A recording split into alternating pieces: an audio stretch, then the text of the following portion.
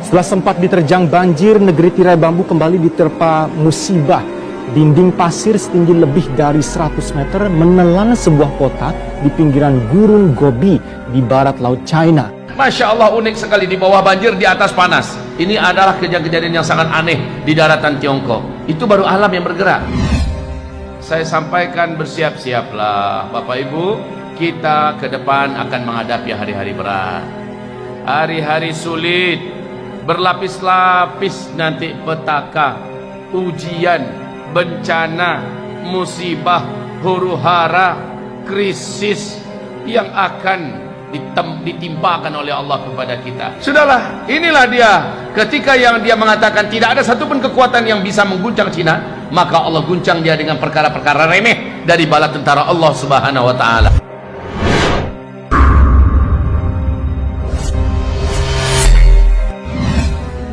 Assalamualaikum warahmatullahi wabarakatuh. Senantiasa ceramah saya menyampaikan kepada kita semua di berbagai provinsi dan melalui media sosial yang ada. Saya sampaikan, bersiap-siaplah Bapak Ibu, kita ke depan akan menghadapi hari-hari berat, hari-hari sulit, berlapis-lapis nanti petaka, ujian, bencana, musibah, huru-hara, krisis yang akan ditimpakan oleh Allah kepada kita. Bersiap-siaplah. Dalam ceramah-ceramah saya, salah satu di antara kajian saya adalah persiapan dan amalan-amalan di akhir zaman. Mudah-mudahan ada yang membuka YouTube dan mendengarkan kajian saya tersebut. Persiapan dan amalan-amalan akhir zaman. Tema kita pada malam hari ini, Masya Allah, bagus sekali. Kiat meningkatkan keimanan dan ketakwaan di era COVID-19. Ibarat Allah yang kami muliakan, 1442 Hijriah adalah tahun di mana kita memanen iman kita selama ini. Ini tahunnya kita memanen iman kita selama ini. Maksudnya Pak Ustadz? Maksudnya siapa yang sebelumnya imannya sudah bagus, imannya sudah terbentuk dan kuat, amal solehnya sudah memadai, amal solehnya sudah banyak, sekarang buahnya.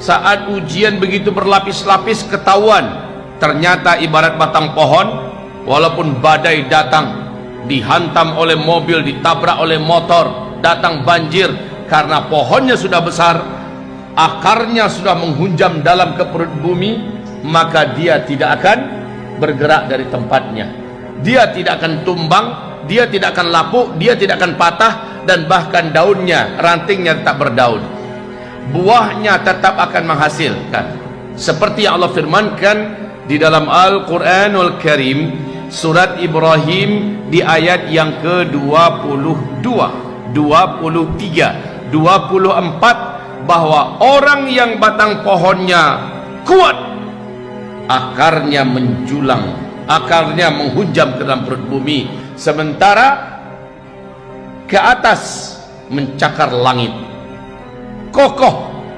Kelihatan sekarang orang-orang yang sebelumnya rajin ngaji, orang-orang yang sebelumnya kuat ibadah, orang-orang yang sebelumnya banyak menuntut ilmu, orang-orang yang sebelumnya banyak berinfak, bersedekah, hari ini dan tahun ini dia akan panen. Tapi akan ketahuan juga, tahun ini akan ketahuan juga siapa orang yang selama ini malas ngaji, tidak rakus dengan ilmu, jauh dari masjid, tidak akrab dengan sajadah, agak kurang hangat dengan Al-Quran, bibirnya sepi daripada zikir, dan bakhil, pelit, berinfak, bersedekah. Ketahuan 1442 Hijriah ini nanti.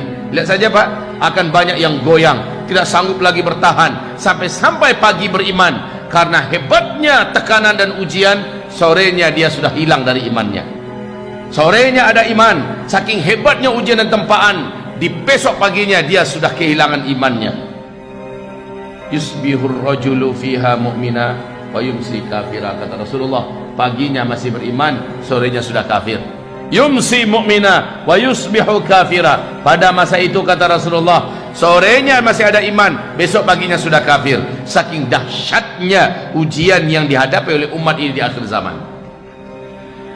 Ibarat Allah yang kami muliakan, Oktober 2019, Presiden Republik Rakyat Tiongkok, siapa namanya Pak?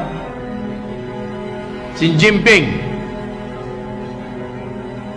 ketika memperingati hari kenegaraan, acara nasional, memparadekan militernya, senjatanya, dan lalu apa katanya? Tidak ada satupun kekuatan di bumi ini yang sanggup mengguncang Cina. Ini pernyataan penuh dengan kesombongan, kakak beradiklah dengan pernyataan Firaun, ana rabbukumul a'la. Tidak ada yang sanggup melebihi saya, tidak ada yang lebih hebat dari saya, lebih kuat dari saya, lebih terhormat dari saya. Ana rabbukumul a'la. Dan Allah hinakan si Firaun. Tidak berapa lama Allah bayar tunai semua. Hari ini apa yang terjadi Bapak Ibu? Lebih 44 hari daratan Republik Rakyat Tiongkok diguyur oleh hujan yang sangat lebat tidak putus-putus. Lebih dari setengah daratan Republik Rakyat Tiongkok tenggelam sampai ke tingkat 4 meter. Tiap hari kita bisa mengikuti berita-beritanya, betapa mengerikan kondisi sekarang. Bukan hanya banjir, gempa juga, longsor juga, gunung meletus juga. Ke atas angin badai puting beliung, salju sebesar-besar bola pingpong. Kemudian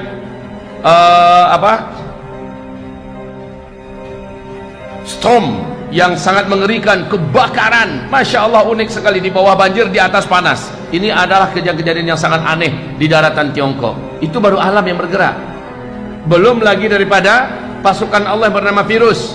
Sekarang berbagai macam virus juga bermunculan dan berpotensi pandemi. Bukan hanya COVID-19 baru saja, ya, tetapi juga sudah sampai kepada Black Death.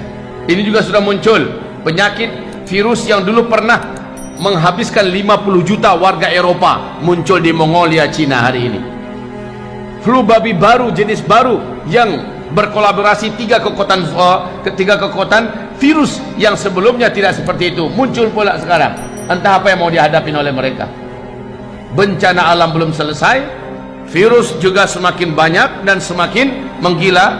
Kemudian ditambah mereka saat ini sedang berhadapan dengan banyak negara yang siap-siap perang melawan Cina.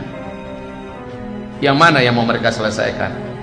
Hancur mereka. Internal PKT, Partai Komunis Tiongkok, sekarang ini sedang perebutan kekuasaan untuk lengser-melengsarkan, bahkan sampai ketika akan habis menghabisi. Dahsyat sekali. Sudahlah, inilah dia. Ketika yang dia mengatakan tidak ada satupun kekuatan yang bisa mengguncang Cina, maka Allah guncang dia dengan perkara-perkara remeh dari bala tentara Allah Subhanahu wa taala. Cuma masalahnya berdampak ke kita. Ini masalahnya. Entah apalah salah kita pakai masker pula kita di sini. Entah apa masalahnya masjid-masjid akhirnya di lockdown. Pengajian-pengajian jadi sepi. Orang akhirnya sholat di rumah. Ini habis pengajian ini nanti nggak boleh kita salam-salaman. Padahal Rasulullah nyuruh kita salam-salaman. Ini dampaknya pada kita. Dan memang protapnya begitu. Minta maaf habis pengajian nanti saya langsung disuruh untuk naik mobil. Mana dia saatnya bermesraan dengan umat, berfoto-foto dengan umat? Sudah minta maaf dulu ya. Begitulah keadaannya dulu.